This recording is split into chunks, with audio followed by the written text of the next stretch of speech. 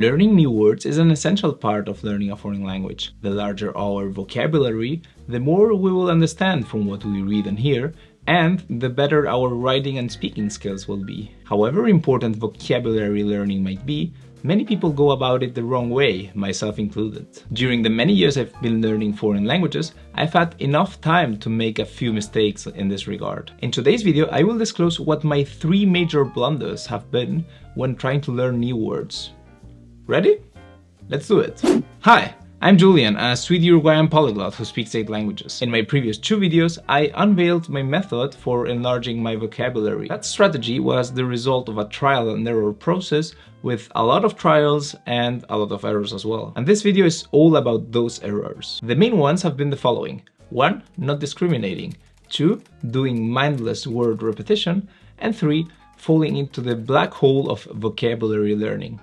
Let's go through them one by one. The first one was not discriminating. Wait, discrimination was supposed to be bad. We should treat everybody equally, and the same principle should apply to words. All words have the same intrinsic worth and should be treated as such, right? Well, I'm afraid to tell you that in the realm of vocabulary learning, not all words have the same degree of importance. Some of them are key to understanding the language, such as the word house, whereas others are peripheral, such as the word squirrel. Consequently, discriminating is not only acceptable, it is an imperative. Word discrimination should be performed at all times when learning a foreign language. That is, you should only try to learn the words that are relevant for your current level and leave aside those that are barely used. But young and naive Julian did not know about this. My younger self had paid too much attention to the non-discriminatory statements of the Swedish society. Thus, the method that young and naive Julian would employ when relearning Swedish were embedded in this non-discriminatory ideology. Whenever my younger self came across a new word, he would always add it to his list of vocabulary in order to try to learn it. My younger self would not, in any case, discriminate against them, thereby allowing a myriad of irrelevant words to flood into his vocabulary notebook. But with time, young and naive Julian would come to realize his mistake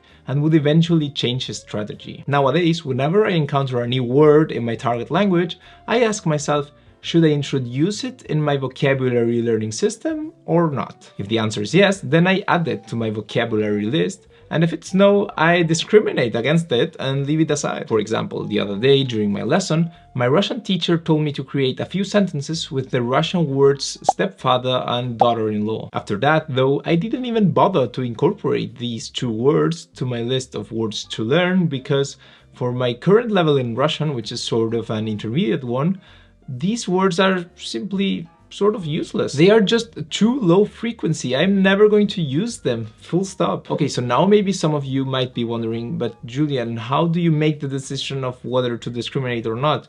Do you have some sort of rule of thumb? The answer to this question, I would say, mostly depends on 2 things. One of them being my level of proficiency in the target language at that moment in time, the other being whether the word I'm trying to learn is a high frequency or a low frequency one. The lower my level in a language, the more I discriminate. That is, the narrower my focus will be on words such as that, walk, and beautiful. By the same token, the higher my level, the more I strive towards acquiring low frequency words. If I found myself at an intermediate level, I would probably try to learn words such as forgetfulness, obsessive, and argue, but not yet words such as knee pad, landslide, or daughter-in-law. I make this decision a few times on a daily basis, and as such, I execute it in a matter of seconds. I do not stay there in front of the word for a while, then Google the probability of seeing the word in the language, then still ponder a bit like, should I add this word to my vocabulary list or not? I make it rather simple.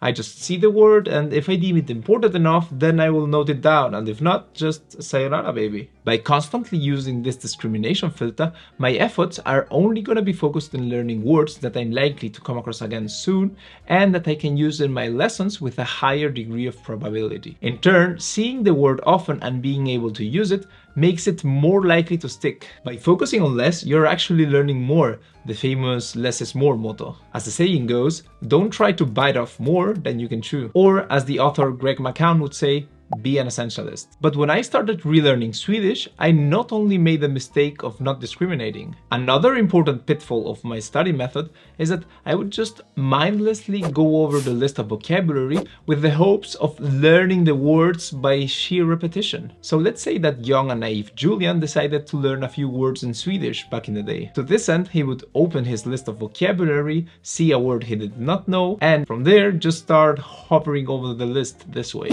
Naughty, vresig, bad-tempered, stel, rigid, trång, narrow. And then a few days later, he would open his notebook again and be like, stygg, naughty, vresig.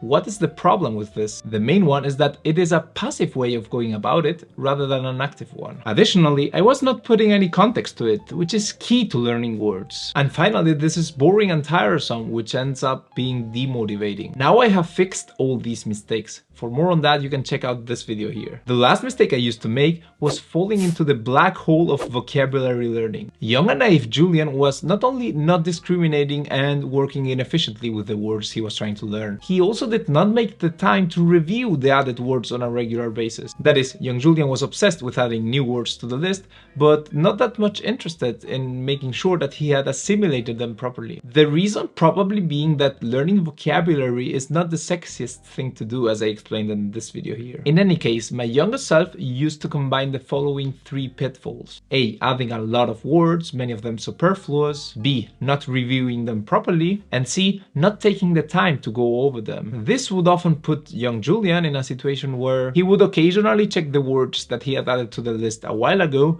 and suddenly realize that he had forgotten most of them. He had no clue of what they meant or in which context he had seen them for the first time. At that point, he had reached the black hole of vocabulary learning. To understand what I mean by this, let's first resort to the definition of a black hole. According to the Encyclopedia Britannica, a black hole is a cosmic body of extremely intense gravity from which nothing, not even light, can escape. If you entered one of them, you would be stretched by the gravitational forces and end up thin like a spaghetti. That is, black holes are scary things, something to avoid.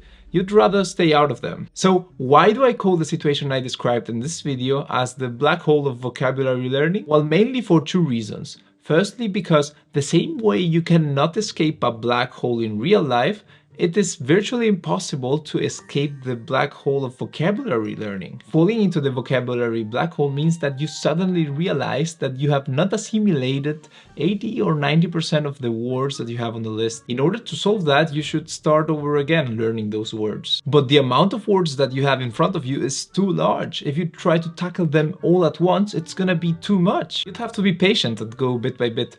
But that would take some time. But you do not have that time because you have a lot of things going on in your life, plus you have to go to the language learning classes and learn the material of the next lesson, which also implies learning more words. The end result? You do not acquire most of the words in your list, they just end up forgotten. The second reason why I like the analogy with the real black holes is that the vocabulary black hole also kills something, but in this case it's not you, it's your motivation. Believe me when I tell you that finding yourself in this situation is very discouraging. The reason being that you feel that your efforts have been in vain so far. You sort of lose the first iterations you made with those words. The initial time you invested capturing the words and reviewing them is sort of lost. So how do I avoid falling into this situation?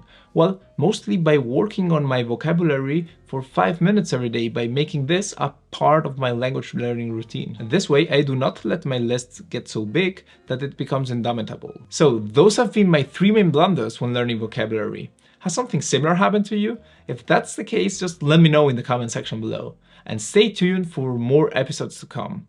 Thank you and see you next time.